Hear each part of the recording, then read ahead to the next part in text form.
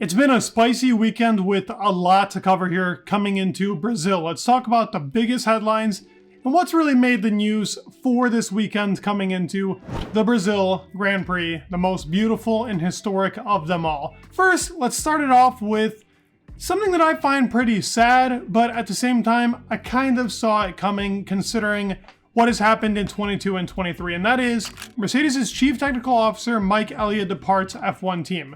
So a lot of people are going to criticize this guy right away because he made the no side pod design. Like, that was his kind of innovation to Formula One. The one that we were like, oh, it's a whole second faster. You know, all the jokes and memes came out when this guy made the no side pod. But in reality, this guy has been with Mercedes for a while now. He has made championship winning cars and helped James Allison all along the way when he was making those winning cars in 2017, 18, 19, 20. He helped on the fastest car ever to be made. This guy has been with the team for a long time and has won championships on championships on championships. It is not to be taken away from him. I don't want this kind of to be made out to as a joke, because this guy genuinely was a great real developer over there and chief officer for Mercedes. He still made a great car even with no side pod design, and that's actually like a very interesting innovation. It didn't work to winning, but it still was a good car. So at the end of the day, you gotta salute him for what he's done. You gotta have some respect on Mike Elliott's name. Is he Adrian Newey? No, but he is definitely far from your Joe Schmo that you find on the streets for any type of working in aerodynamics. So props to him. Hopefully it goes good. He is on gardening leave. Do I think he will be back with another team? I don't know. He'd be a talent at any team, honestly, for them to take him. He could work anything over there and they would be more than happy to take Mike Elliott. Could I see him going down to a lower team? Maybe like Audi looks into something like this. Not sure. I don't think much is going to come out of this. They have James Key over there. Could Williams pick up on him? I don't think so. They don't actually have technically a CTO. So maybe Mike Elliott might be going to Williams after a year long. We'll have to find out. We'll have to see. What's up in the news? This is something that I'm very happy with. Malaysian GP hopes receive boost with Petronas deal. This is big. So I've always loved Sebastian Vettel, and one of his greatest Grand Prix, in my personal opinion, was the 2015 Malaysian Grand Prix. Not just only that though, this Grand Prix to me has always been amazing, from the way that the weather works here to the actual track itself, how you have to be pushing. It's hot though, just so you know, these are like Qatar Grand Prix conditions, depending on the season. But the Grand Prix and the track itself is just so sick. I love this track. There should be some shots on screen if you have not seen the Malaysian Grand Prix. I hope this comes back. This would be a much better Grand Prix to have than the one we just recently had. Honestly, there are a lot of Grand Prix that are replaceable. This one should stick, but because of actual financial reasons, it had to back out back in the day when the Malaysian Grand Prix was around. But some famous battles happened here, and just some beautiful, beautiful racing happened here. It has always been, to me, a very, very good track. So I hope it comes back. We definitely deserve a track like this. Now let's get into some more big stuff. No more Mercedes talk. Let's talk about the Albert Fabrega rumor that has kind of came out. So if you don't know, most people know, but you guys wanted to hear my opinion on this, and I needed to make a headline about it because this is what's being talked about for the week. A lot to go into about this. The main thing being, Albert Fabrega came out online, made a tweet. Albert Fabrega is the guy that I get a lot of pictures for upgrades, and really he's a technical guy that's on the Formula One calendar all the time. So he is a very famous face over there, and very, very popular on Twitter. Literally the tweet said something as simple as, I don't want to believe the rumor they told me in the paddock. No. That was literally what the rumor was. That's what he said. So he kept people on his feet, you know, trying to get that engagement for him on Twitter, get people to be looking at him even more. The guy's already like infamous journalist for Formula One, so I don't think he really needed it, but I don't know. Maybe he overheard something while he was on the toilet. Who the heck knows? We don't actually know the whole entire where he heard this. He heard it in the paddock. The paddock's a big place, and a lot of BS gets flown around in the paddock. So what does Formula One fans do? They start speculating. We start speculating. We start seeing what could be happening. And now little things are being found, and what is being talked about? Alonso leaving Aston Martin. He is going to Red Bull. This is confirmed. By the way, it was confirmed by a journalist. He is a very famous journalist, Matthew J. Thompson. Yes, this guy, the NPC, the bot, the guy that is not real, he said, this is happening, oh man, I can't even keep going. This guy, man, this guy loves to get engagement. I mean, look, 2 million people have seen this tweet and more. It's crazy what this guy can do just with the flip of his fingers. And not only that, do you guys see this guy's comments?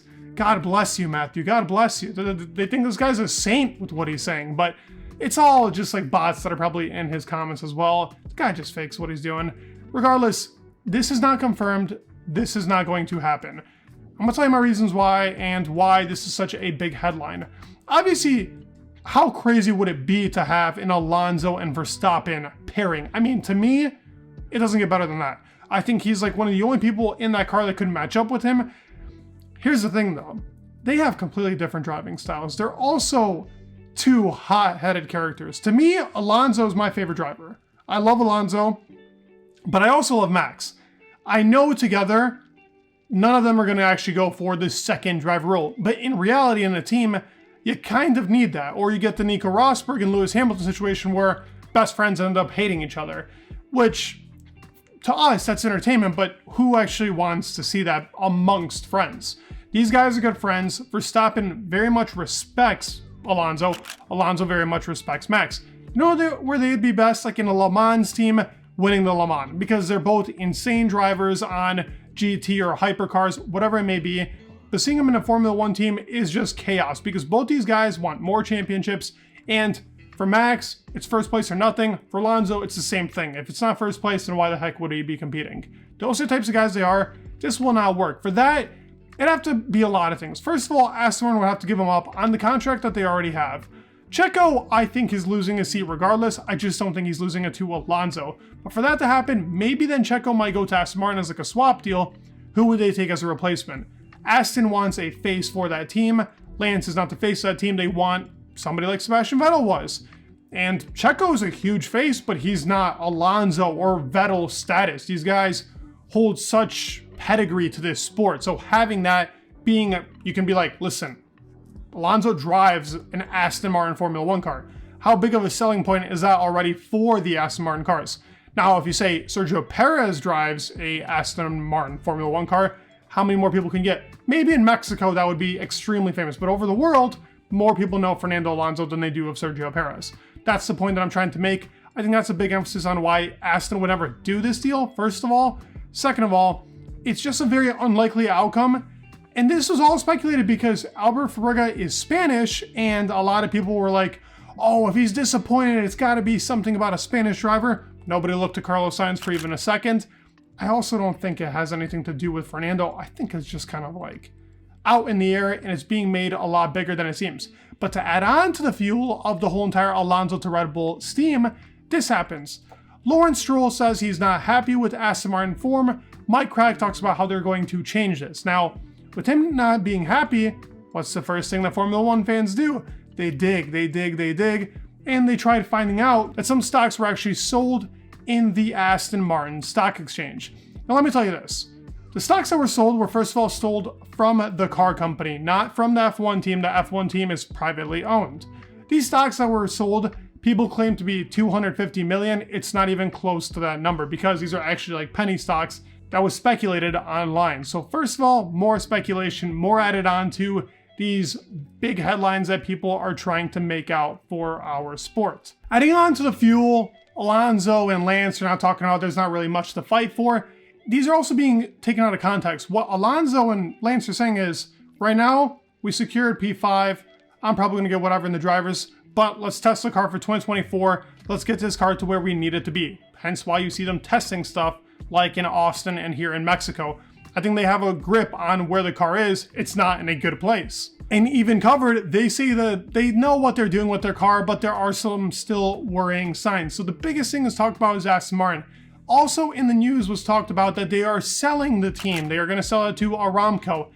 This is one of the only things that actually could be possible. From all the rumors and speculation that we've heard, this has been a common rumor being talked about all season because Lance has not been performing, so Lawrence is looking to sell the team.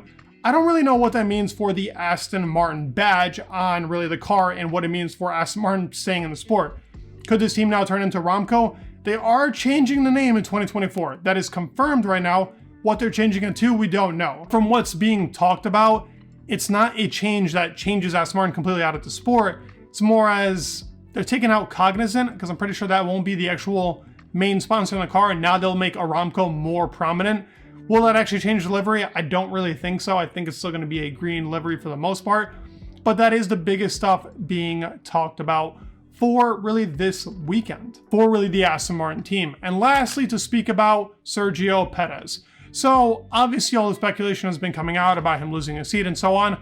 Helmut Marko comes out and says he has his 2024 seat. I don't know if Helmut Marko's forgetting or not. Clearly, seems like the age is getting to him, because not too long ago, the guy just said, if you ask me the question in Mexico about Sergio keeping the seat, I gotta have my, mouth zipped. He always speculates stuff. He loves to bring in the drama. Helmut Marko, about his own drivers. Lewis Hamilton just recently also talked about, how between Helmut Marko and the way the Christian Horner treat Checo, it doesn't put him in the best environment. I agree to that, actually. I think that it's not the best thing for his mental health. And mental wealth, you need to have that to actually be good in Formula One. So that is all dependent on the team around you and really emphasizing on what makes a great team and a great pairing of drivers. I hope you guys enjoyed the biggest headlines. There is a lot to speak about with this whole entire Aston Martin Alonso drama. I'd love to hear your thoughts. I don't believe it. I really don't think he's going to go to Red Bull. I also made this video about 3 months ago, and you can hear my take right there as well. I know you guys wanted to hear it, so I'm talking about it. I don't think it's happening. But leave your thoughts down in the comments below. Please leave a like, subscribe. It would mean the world, and peace.